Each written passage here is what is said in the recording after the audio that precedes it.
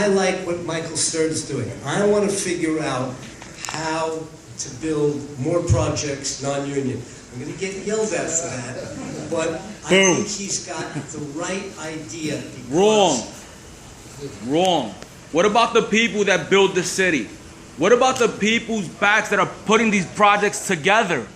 What about the people that live in the city, that make up the city? What about their backs? Who do you think works on these construction sites? You tell me. You're talking about building up non-union. The people that keep feeding on the underground economy. The people that don't have a voice. The people that are afraid because they need to put food on their families' tables.